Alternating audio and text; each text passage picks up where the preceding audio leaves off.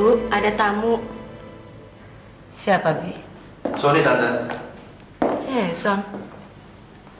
Duduk, Son. Sudah sarapan kamu? Sudah, terima kasih. Ayo. Bagaimana keadaan Nada, Tante? Nada ngurung diri terus di kamarnya.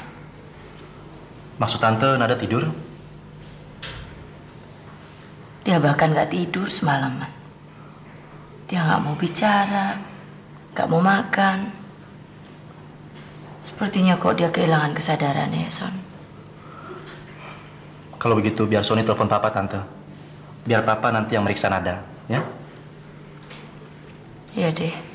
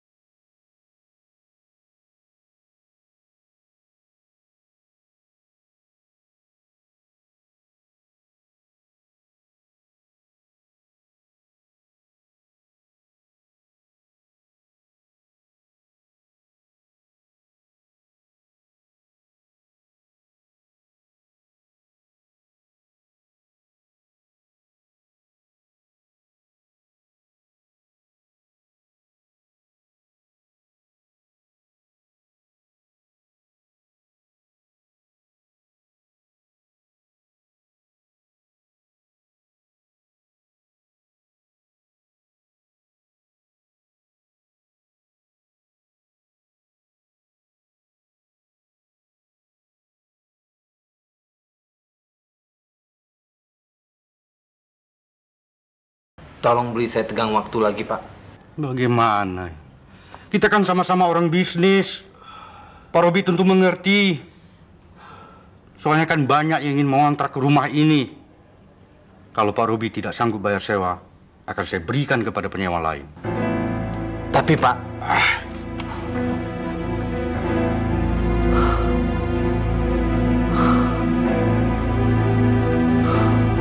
Nada harus mendapatkan perawatan yang intensif di rumah sakit, Bu Laras. Apa yang terjadi, Dok? Kenapa kok Nada seperti kehilangan kesadarannya? Nada mengalami guncangan batin, Laras. Guncangan batin? Ya, tapi Ibu tidak usah khawatir. Apa yang dialami Nada sekarang ini belum apa-apa. Ya tapi kenapa harus dirawat di rumah sakit, Dok? Kan di rumah juga bisa. Untuk menghindari hal-hal yang tidak kita inginkan, Nada sebaiknya mendapatkan perawatan dan penjagaan di rumah sakit, Laras. Orang yang mengalami shock seperti Nada ini kadang-kadang bisa melakukan hal-hal apa saja. Sebab saat ini Nada berada dalam alam pikiran yang tidak nyata. Dalam banyak kasus seperti ini, kadang-kadang penderita suka berhayal dan mengalami depresi yang berat. Dan itu akan berakibat fatal. Misalnya, melakukan bunuh diri, ataupun melukai dirinya sendiri. Oh, bunuh diri. Tante, sebaiknya ikutin saran dokter saja, Tante.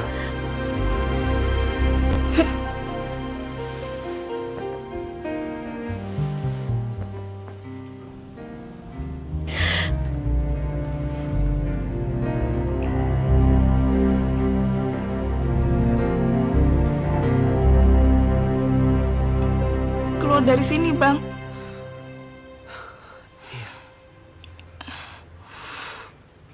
Lantas, kita mau kemana, Bang? Kita kan gak punya siapa-siapa di sini.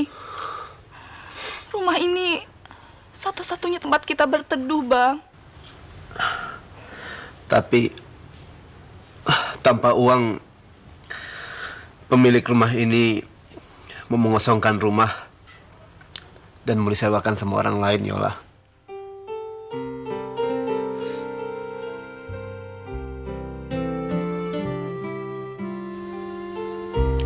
Yola, aku sudah membuat keputusan untuk tidak menduakan cintaku padamu. Jadi apa yang terjadi sekarang kita harus bisa menghadapi bersama. Aku bangga, Bang. Abang sudah tahu apa yang harus Abang pilih.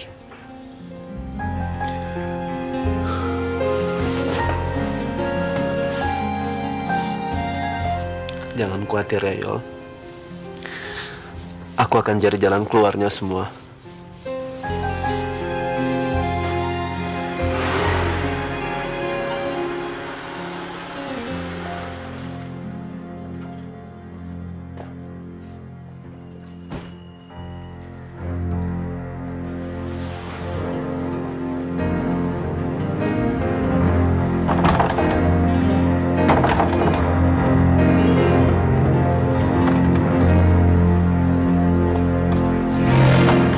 Bajingan kamu! Kenapa kamu lakukan perbuatan yang memalukan itu, Rob? Kenapa? Kamu bukan saja bikin malu Nada dan Tante Laras, tapi kamu juga menyakitin batinnya, Rob. Aku memang pantas menerima semua ini, Son. Kalau kamu pukul aku lagi, silakan, Son. Kau boleh pukul suka hatimu, silakan. Gara-gara ulah kamu, Nada sekarang masuk rumah sakit. Kamu tahu itu? Nada? Ya. Dan sekarang dia sedang ngalamin goncangan jiwa yang cukup berat. Itu semua gara-gara kamu. Maafkan aku, Son. Maafkan. Aku nggak tahu kalau semua jadi kacau begini. Maafkan aku, Son.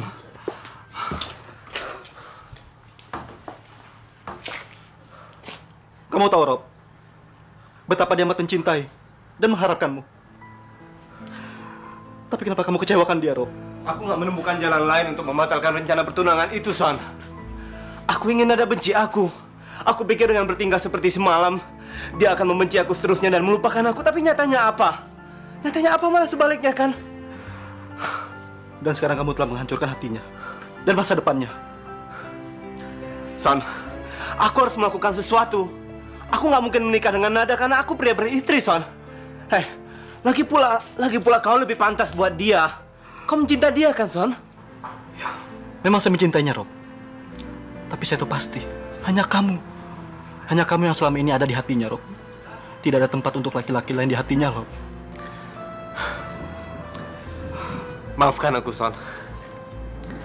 Aku minta maaf betul-betul. Karena kamu yang berbuat, kamu juga yang bertanggung jawab, Rob. Apa yang harus kulakukan? Robi, hanya kamu yang bisa mengembalikan kesadaran Nada, Rob. Hanya kamu yang bisa menyembuhkan Nada. Dia amat mencintai kamu, Rob. Barangkali kalau kamu datang dan jelaskan tentang kesalahan kamu itu, Rob, itu akan lebih baik. Apa? Ya. Hanya itu satu-satunya jalan, Rob. Kalau tidak, dia akan menjadi mayat hidup. Dan akan melamun untuk seumur hidupnya, Rob. Tapi Son, aku telah banyak bohong sama Tante Laras dan Nada. Gak mungkin aku kembali dan katakan kepada mereka apa yang terjadi sebenarnya sekarang. Gak mungkin, Son. Robi, bagaimanapun juga kejujuran lebih baik daripada harus membiarkan Nada bingung. Dia tidak dapat menerima perbuatan kamu waktu di pesta itu, Rob. Tapi seandainya kalau kamu datang dan jelaskan tentang siapa kamu sebenarnya, mungkin itu akan menyelamatkan harga dirinya, Rob. Aku? Iya, Yola, dia akan datang untuk menolong gadis itu. Aku bukan perempuan yang kejam, Bang. Yang tidak punya perasaan. Kalau suami saya dapat menolong gadis itu, saya rela berkorban perasaan sampai Nada sembuh kembali dan menerima kenyataan. Yola, kamu... Terima kasih. Kamu sungguh berhati yang mulia, Yola. Semoga Tuhan akan membalas segala kebaikan kamu. Terima kasih. Harus kamu harus datang, ya. Yola, Yola, Yola.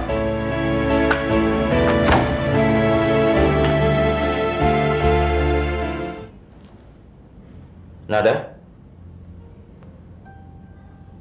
Nada? Apa kamu bisa dengar suara saya, Nada?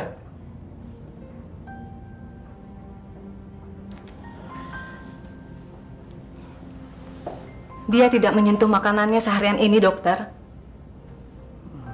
Apakah suster sudah mencoba untuk menyuapinya? Sudah, tapi tidak dikunyah. Bahkan sampai kami harus mengeluarkan makanan dari mulutnya. Kalau begitu, suster berikan dia tambahan infus agar badannya tidak terlampau lemas. Baik, Dok.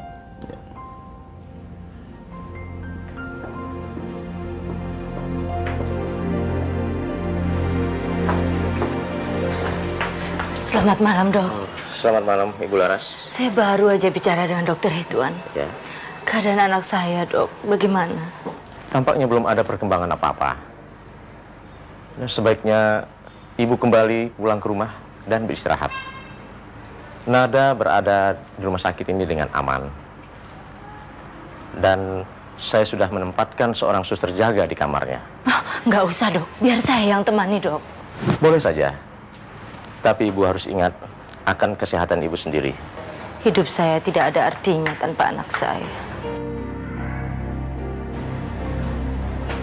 Selamat malam, Dok. Selamat malam.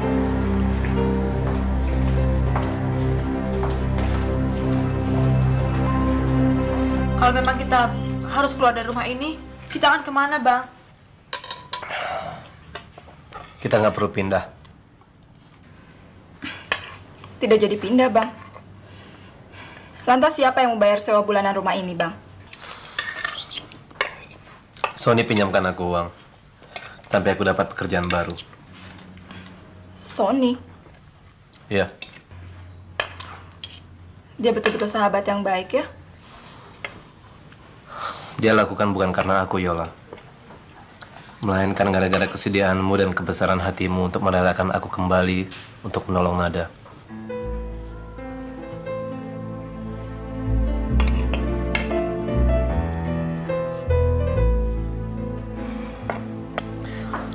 Sony mencintai Nada. Apapun akan ia lakukan untuk menolong kesembuhan dan kebahagiaan gadis itu.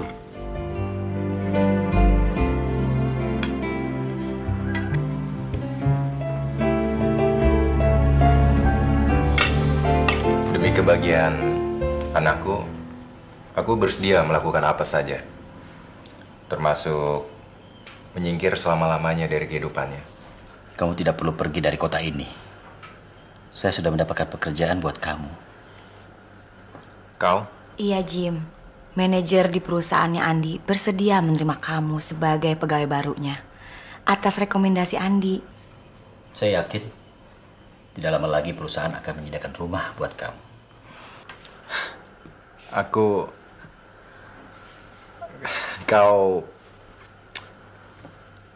Aku sangat berhutang budi padamu. Sebagai saudara sudah sepantasnya saling menolong dalam kesulitan seperti ini. Ma. Mama juga mengucapkan terima kasih pada Andi, Rita. Tapi Mama pikir Apapun itu Mama dan Jimmy, lebih baik pergi selamanya dari tempat ini. Tapi Mah, Rita sayang, jika Mama sama Jimmy ada di sini, itu akan membuat kami lebih tersiksa lagi. Tapi kalau kami sudah jauh,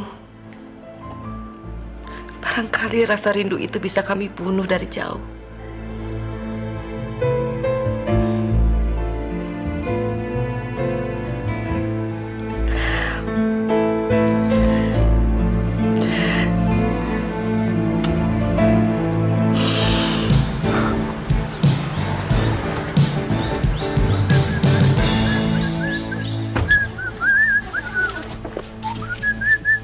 Om, duitnya kurang nih, Om. Hei, Jaul. Uang aku cuma ada segini, ya? Ngerti? Kalau nggak punya duit, jangan naik taksi dong, Om. Apa lu bilang? Hei, yang aku dapat penjara ini, ya? Bukan uang, ya? Tapi ini, bosan itu, ya? Nggak kenal jos, lu. Lu kenal jos, ya?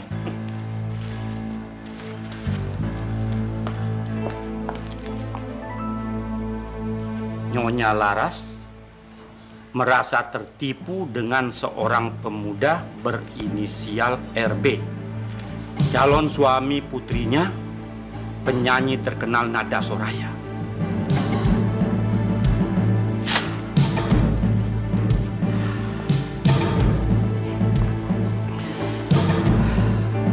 Ternyata Dewi Fortuna tetap bersama Jos.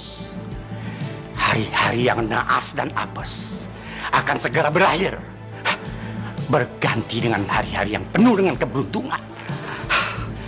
Matahari akan bersinar kembali, burung-burung pun akan berkicau dengan merdunya, menyambut kemenangan Jos, si manusia yang tidak ada matinya.